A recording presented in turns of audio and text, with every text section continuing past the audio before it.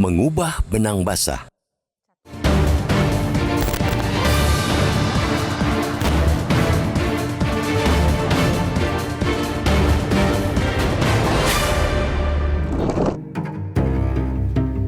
Perilaku koruptif hakim semakin hari semakin mengkhawatirkan.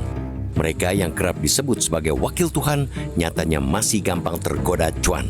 Di mana sesungguhnya letak kesalahannya? Apakah masalah integritas dan mentalitas yang semakin bobrok atau karena celah dalam sistem peradilan?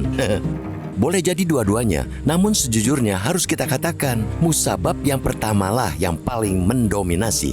Pasalnya, perkara korupsi, suap, atau gratifikasi yang melibatkan hakim yang belakangan kian bermunculan, semuanya berpangkal pada perilaku kotor para aparat peradilan, tak terkecuali hakim. Perilaku lancung itu berkelindan pula dengan masih bercokolnya mafia peradilan. Tak mengherankan bila aroma tak sedap kerap meruap dari ruang-ruang sidang di seantero negeri ini. Celakanya, munculnya bau tak sedap mafia peradilan itu justru semakin tinggi intensitasnya akhir-akhir ini. Setiap terjadi kejanggalan putusan pengadilan dan kelak memang terbukti ada tangan-tangan kotor yang mengotori putusan tersebut, saat itu pula masyarakat selalu diyakinkan bahwa praktek-praktek seperti itu tidak akan terjadi lagi. Namun janji tinggal janji. Nyatanya kasus serupa terus terjadi. Mafia peradilan alih-alih menyurut malah makin kuat. Hukum tetap bisa dinegosiasikan dan diperdagangkan. Kasus dugaan suap penanganan perkara korupsi pemberian fasilitas ekspor minyak sawit mentah, crude palm oil atau CPO, yang melibatkan Ketua Pengadilan Negeri Jakarta Selatan belum lama ini barangkali juga tidak akan menjadi kasus terakhir alias bakal terulang selama respons dan tindakan Mahkamah Agung biasa-biasa saja. Tidak bakal mudah membersihkan perilaku kotor para hakim ketika pimpinan MA hanya sibuk berjanji berbenah dan bersih-bersih diri. Bikin satgas itu, satgas ini, tapi praktek di lapangan tak sekeras omongan. Terbukti, langkah yang ditempuh MA selama ini sama sekali tidak ampuh dalam mencegah praktek suap yang melibatkan hakim dan panitera. Karena itu, MA kiranya perlu melakukan langkah radikal untuk memastikan lembaga yudikatif bersih dari perilaku kotor. Pada saat bersamaan, lembaga itu mesti melakukan revolusi dalam pembinaan hakim-hakim. Tanpa langkah radikal, mustahil dunia peradilan di negeri ini bersih. Tanpa revolusi integritas hakim, para hakim akan terus menjadi penjajah hukum, bukan penjaga hukum.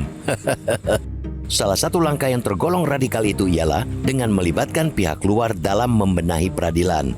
MA tak perlu malu, apalagi kalau kemudian menolak saran itu lantaran merasa jemawa bahwa mereka mampu membersihkan ruang-ruang pengadilan dengan tangan mereka sendiri.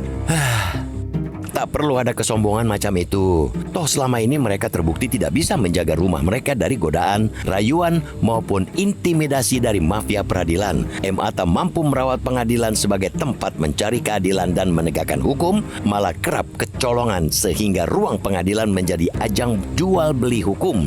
MA harus diakui masih gagal mereformasi diri seperti yang mereka janjikan setiap muncul kasus yang melibatkan pejabat dan aparat peradilan.